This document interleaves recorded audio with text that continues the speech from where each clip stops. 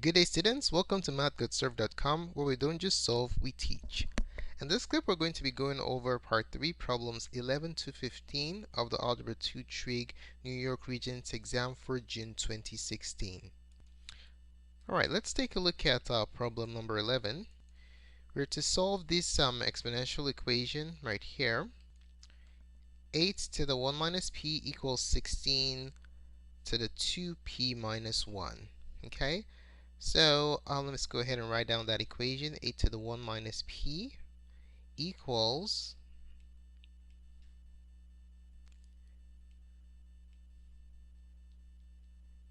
16 raised to the 2p minus 1.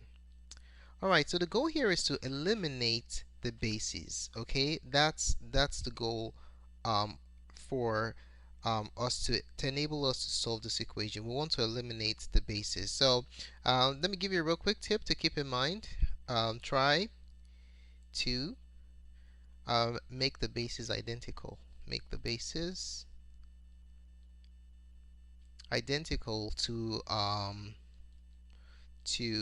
aid elimination. Okay. Now the goal here is I want to make these two bases identical. Okay. So what I'll think is can I write these as an exponent with the same base? Now if you look at 8 and 16, can you think about a number raised to another number that yields 8 and 16? If you don't know what it is, the easiest way is to take your numbers and you decompose them. So I'm going to take 8, I'm going to decompose it completely. This is even. I can take out 2. When I talk about decomposition, I'm talking about expressing your composite numbers as product of primes or a power of a prime. Okay, 2 goes into 8 4 times. You can take out 2 here. Take out 2. So 8 can be expressed as 2 to the third power. Okay, now let's look at 16.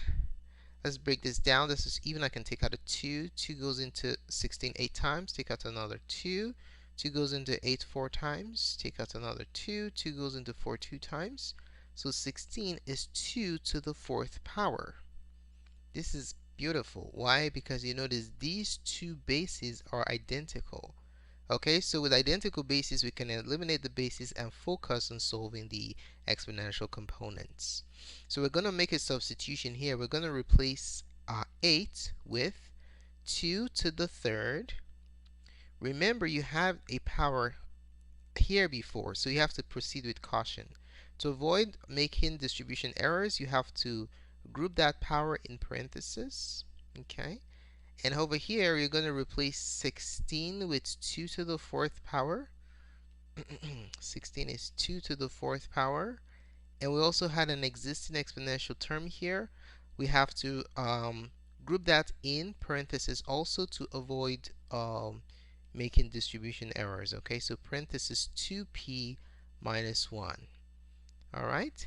Now that the two bases are identical, we can take log base 2 or just simply cancel out the bases since they are both identical. So you can just drop the bases, and then you have 3 times 1 minus p equals 4 times 2p minus 1. Now I'm going to distribute. Okay, distribute 3 to the 1 and a negative p, distribute 4 to 2p and negative 1. So we now have a simple algebraic equation with variables on both sides. Okay, so distribute 4 here, you have 8p minus 4. Alright, let's move all the p's to the left side and the numbers to the right. It doesn't really matter where you move it to. Let me just move the variables to the left. Okay, so I'll subtract 8p from both sides of my equation. And then that eliminates the 8p on the right side, and I want the 3 to the right side. Okay, so to accomplish that, I need this gone, so I'll do the opposite, subtract 3 from both sides.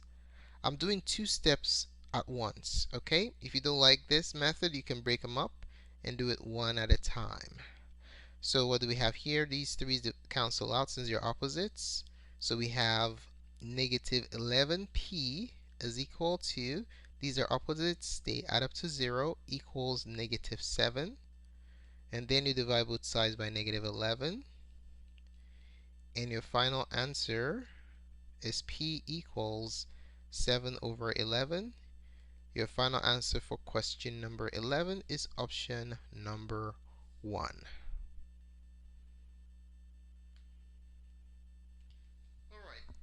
Let's take a look at question number 12.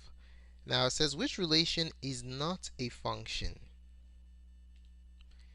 Okay, so we're given the graphs of 4 relations here. I'm sorry, we're given the functions, okay, of 4 relations here, and we're asked to determine which is not a function. Now, in order to help us out here, um, generating the graphs or recollecting the visual or the appearance of these functions, the graphs of these functions, of these relations, can really help us to determine if they are functions or not. Okay? Now, how can you determine if the graph of a relation is a function or not? Real quick reminder on that. If you want to test if a graph is a function or not, you want to use something called the vertical line test. Okay, so that's why it's easier for us to convert these into their graphical forms so that we can apply this vertical line test with ease.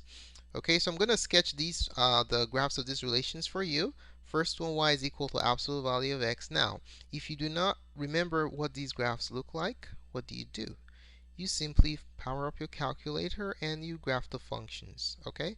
And then they'll give you an excellent representation of what these graphs are. So absolute value function is the v function right there. That's option number 1. Option 2 is your quadratic function. That's opening downwards because of that negative a value that we have there. So let's go ahead and graph that. So we have center, bam, bam, and 2 goes to 4. Something like that, opening it downwards. Alright, this is just a sketch. Option 3 is your linear function, y equals x. So you have your linear function for number 3. Just like that. Last but not the least, we have 2 radical functions condensed into one. Okay, we have the positive and the negative radical function. So remember, when you negate a function, we put the minus on the outside. That's a reflection along the x-axis. Okay, so what we're going to have here is the original radical function. Let me graph it for you. So we have 1, 1, and then so this is 1, 2, 3, 4, 2, bam. So this is your radical function right here, root x. Okay, but we're to graph root x and also its opposite reflected along the x-axis. So negative root x would be a reflection downwards. So let me draft that in blue. So you have it right there, right here. Let's do that again. It's kind of hard to draw with this device. So it goes through there. Oh, anyway, that's good enough. Alright, so negative root x. Now, one thing I want you to note about option 4, this actually is x equals y squared. Because if you solve this for y, what happens? You take the square root of both sides, and then you end up with y equals plus or minus root x. Okay? Alright. Now, which of these pass the vertical line test? 3 of them should pass and 1 should fail. So let's do the vertical line test real quick. There goes my vertical line. Let's make it, say, purple, dark purple. So, now, check this out. When you sweep a vertical line across the entire domain, that vertical line must not intersect the graph at more than one point. If it does at any point in the domain, then that graph is not a function. Alright, so in this scenario right here, option 1, we can see that it intersects exactly once at every point in this domain of this function. Option 2, same story, once, once, once, once, once for the entire domain. Option 3, once, once, once, once, once. This vertical line intersects exactly once at every point. Uh-oh, for option 4, we have a problem. Okay? We have two intersections. This means that for one input, you're having two outputs. That is not a function. A function assigns every input to exactly one output. Okay? So, guess what? Option 4 is not a function. Answer is option number 4. Remember, we're looking for which is not a function.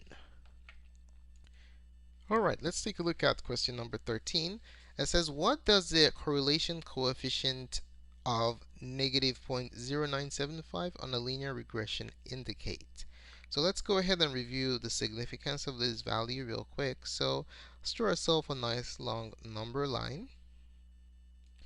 Okay, so what does this number line tell us? The correlation value goes from 1 to negative 1, and anything in between it, that's basically the domain. Now, if you have an R value, a correlation coefficient of negative 1, what does that mean? That means that you have perfect negative correlation. Okay? That's for an R value that is equal to negative 1. Alright? If your R value is equal to 1, can you guess what you have?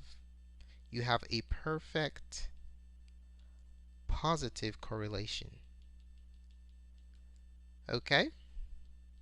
Those are the two extremes. Now, when you add 0, you have no correlation. Okay? No correlation. Alright, now these extremes can really help us to describe the strength of the relationship between two data sets. Now, if you're going closer to 1 or negative 1, guess what? Your correlation is getting stronger. Okay? So any number that's close to 1 or negative 1, your correlation is getting stronger. The closer you are, the stronger the correlation is, okay? But guess what? If you're getting closer to 0, either from negative 1 or from 1, your correlation is getting weak. It gets so weak until there is no correlation at all. It's no longer in a linear pattern. The data points are just scattered all over the place. In this problem, we have negative 0.975. Now, where is that point? Is it closer to 0 or closer to 1 or negative 1? Negative 9.75 is right here. Okay?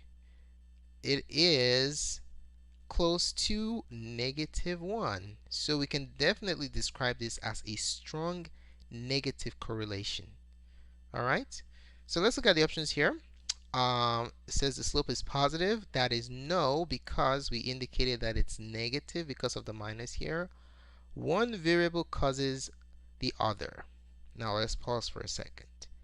We said that this value is close to negative 1, which means that the correlation is strong.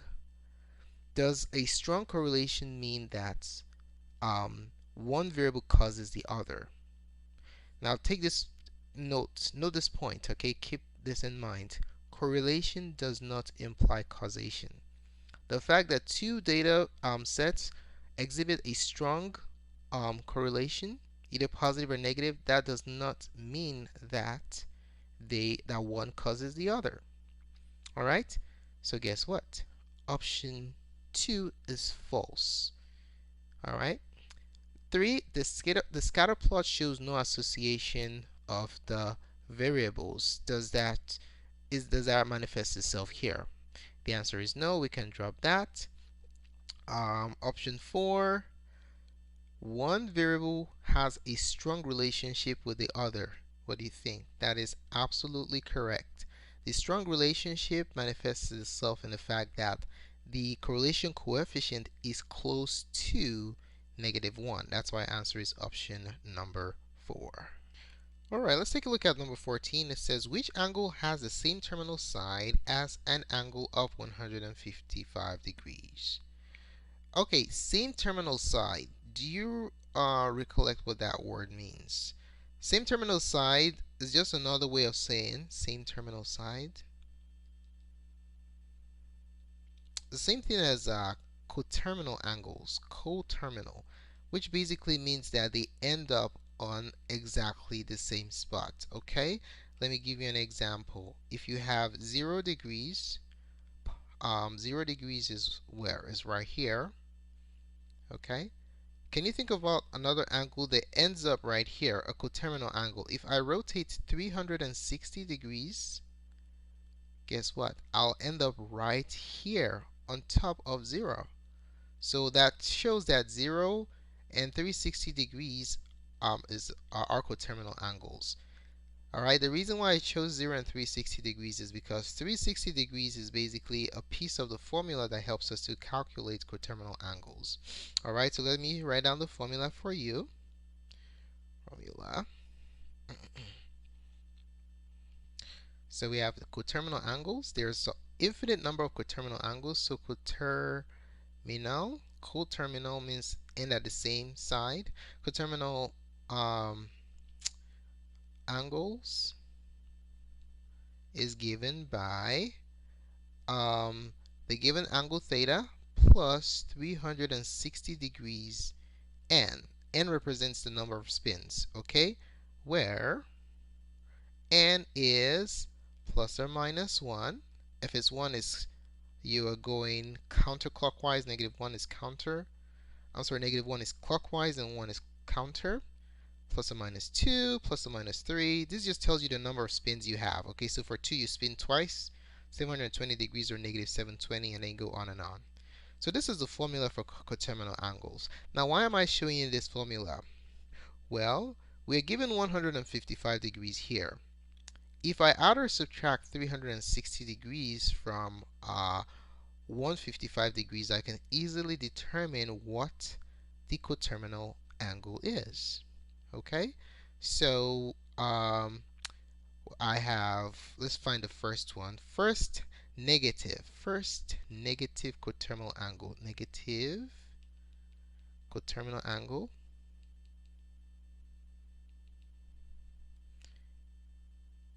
So we are rotating clockwise. Okay, so all we'll do is 155 plus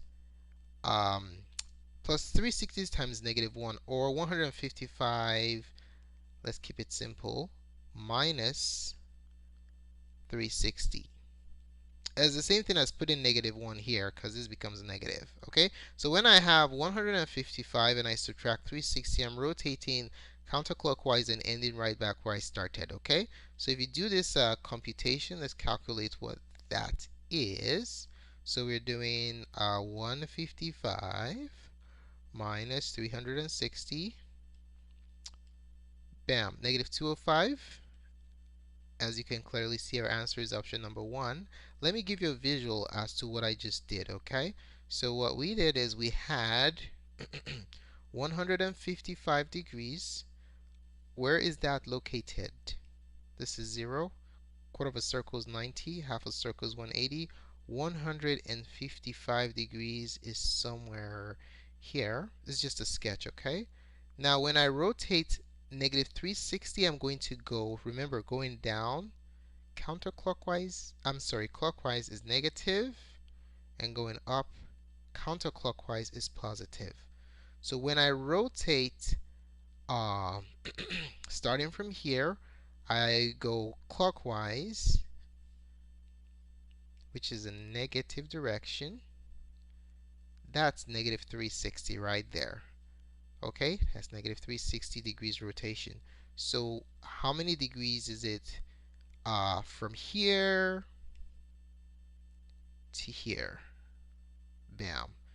That is what we have right here. From here all the way to here is -205 degrees. Okay, so this is just a visual illustration of what we just did. To keep long story short, finding coterminal angles, just add and subtract 360 over and over again, and then you figure out what the correct answer is. Okay, let's take a look at question number 15. It says for any power of I, the imaginary unit, where b is a whole number, I to the 4b plus 3 equals. So what is I to the 4b plus 3, where b is any whole number? So what can help us to solve this problem? Well, we can simply pick a whole number, okay, and plug it into b, and that will help us to solve the problem. All right, so what are our whole numbers? Let's go over that real quick. Whole numbers are basically positive integers including 0. Okay, so whole numbers are 0, 1, 2, 3. So these are the values of b. Okay, so I can see it says any for, where b is a whole number, so I can pick any whole number and use it to act as a candidate. So whatever result I get, that will be the correct answer. Okay, so whenever you're given scenarios where you have a variable that's flexible in describing an expression, fix it. Pick a concrete value so that you can have a concrete answer. All right. So in this case, I'm gonna set b to what? What's the easiest whole number that I can work with here? How about 0? Okay, nothing wrong with that. So let b equal 0. Why can we do this? Because 0 is a whole number. Okay, now we're going to have I to the 4. Instead of 4b is going to be 4 times that 0 value that we set b to plus 3. Okay, so this becomes I to the 3rd. Now you want to recall that anytime you have an I power that's bigger than 1, it must be reduced. How do we reduce powers of I that are bigger than 1? Well, let me show you a chart that you definitely want to keep in mind. So this is something you have to recall. Very, very important, okay? If you have I, that's the first power of I, that's good. Just leave it alone. I is I. I to the 2nd power has to be reduced to -1. I to the 3rd power, as we have here, is the product of I and I square. It's -I. I to the 4th power is I squared times I squared, -1 times -1, which is 1. Okay? For higher powers of I, you just keep rotating following this sequence over and over again. So this is I to the 4th, I to the 5th, I to the 6th, I to the 7th, I to the 8th. Okay? And then this pattern keeps repeating itself. This is I to the, let's do it one more time, 9, I to the 10, I to the 11, I to the 12. Okay, all these values that we have there, they all alternate between I, -1, I, and 1.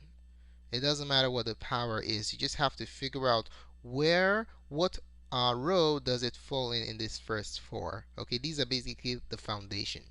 So what is I to the 3rd? As indicated earlier, I to the 3rd is I squared, -1 times I, which is I. Answer is -I. Answer to number 4, answer to number 15 is option number 4. Thanks so much for spending the time to watch our presentation. We really appreciate it. If you found the contents of this tutorial helpful to you, please give us a thumbs up. Your positive feedback is very important to us. Do not forget to subscribe to our channel for updates to the remainder of this review series and other great math tutorials. If you have any questions, just place it in the comment section below, and we'll be more than glad to support you. More clips can be found on mathcodeserve.com. Thanks again for watching.